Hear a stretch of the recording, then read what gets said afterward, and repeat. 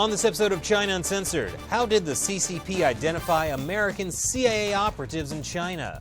I guess the dark suits and glasses gave it away. Everything is awesome when you're in China, and the CCP tells you it's awesome. And finally, America drops a bomb in China. The new Star Wars movie. This is China Uncensored.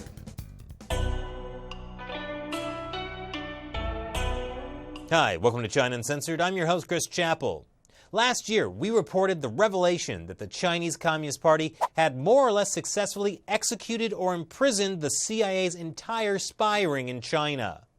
Now, I'm not saying I support CIA operations, but I'm definitely opposed to the killing of agents. Not cool, CCP. But it was a mystery how the Chinese regime got those names and details of those CIA informants. Was it hackers? Was it a mole? Was it a hacker mole? Well, the CIA just arrested a former CIA agent they think may have been responsible. 53-year-old Jerry Chun-Ching Lee lives in Hong Kong, but was apprehended on Monday when he traveled to John F. Kennedy Airport in New York. Just one more reason you should never fly into JFK. But just because there's a little espionage and murder between the US and China, that doesn't mean we can't do business together. Google has opened its third office in China, in the manufacturing city of Shenzhen. You know, Google, the company that ended its China business operations in 2010 because they were sick and tired of the Chinese regime forcing them to censor search results and the Chinese regime hacking them. Lousy hacker moles. But it's been 8 years, plenty of time to forget all the bad parts. It's like looking back to 2010 and thinking, yeah, The Expendables was a pretty cool movie, I guess. You guess? Do you not remember how the plot made no sense? And how Arnold Schwarzenegger was only in it for like 2 minutes after being in all the previews? What a ripoff. Anyway, Google is good with searches, but bad with memory. So they figured it was time for a sequel and set up this new office in Shenzhen. The office itself isn't a big deal. It's just a workspace for Google staff who are already traveling back and forth to China. But it highlights how Google is expanding its operations there. Google is pushing to manufacture more hardware in China. Google is also opening an artificial intelligence research center in China, which, to me, doesn't seem too smart. And Google isn't the only Western company trying to make inroads. Lego is partnering with Chinese tech company Tencent to make online games. Obviously, Lego will have to make some changes to operate in China. For instance, deviating from the Lego instructions will now be a crime.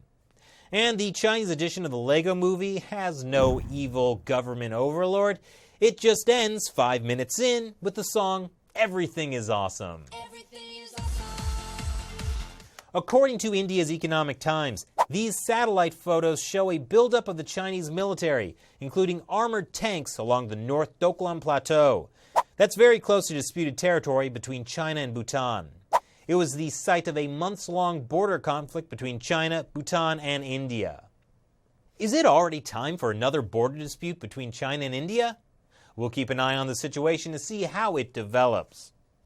You know what a requirement for being a lawyer in China is? Love the Chinese Communist Party. And if you don't, you can't be a lawyer. This is ridiculous. Doesn't the Chinese regime know lawyers are incapable of feeling love? This is Yu Wensheng. He's a Chinese human rights lawyer who has criticized the Chinese leadership. But several months ago, he tried to open up his own law firm. This is what Beijing authorities told him in a letter. Through investigations, this organization found you have openly expressed opposition to the Communist Party's leadership. And now, they've taken away his license. According to the BBC, since 2015, more than 300 lawyers, legal assistants, and activists have been questioned, and more than 24 have been formally investigated. And in a move that's sure not to anger Muslims around the world, the Chinese government authorities have banned Muslim children from attending religious events during winter break. The parents were furious, but the kids were like, oh no, I guess I'll have to go outside and play. Speaking of kids, Remember Ice Boy from last week's episode? Well, he's had his 15 minutes of fame because now it's all about Little Lee. At just 7 years old, Little Lee is already working as a delivery man, usually making around 30 stops a day. This has sparked outrage on Chinese social media over child poverty, something the Chinese regime really doesn't want people talking about. Lee's father is presumed dead, and his mother abandoned him for her other family. He's being raised by an old colleague of his father's who, you guessed it, works as a delivery man. He tried to get Lee registered to go to school, but couldn't because of China's strict household registration program. Now that the internet has discovered Little Lee, local authorities have moved him to an orphanage. Hopefully now Little Lee will get to attend school and be bored like all the other kids. Speaking of poverty, another Chinese city has admitted it faked economic data. Baotou in China's Inner Mongolia region actually made about half as much revenue as local officials had reported. And finally, in entertainment news, The Last Jedi bombed so badly in China, it was pulled from theaters. They blamed bad reviews and the fact that the original Star Wars trilogy was banned in China for decades. But I think the real reason The Last Jedi bombed is Chinese people don't like porgs. What do you think? Leave your comments below. Thanks for watching this episode of China Uncensored. Once again, I'm your host, Chris Chappell. See you next time.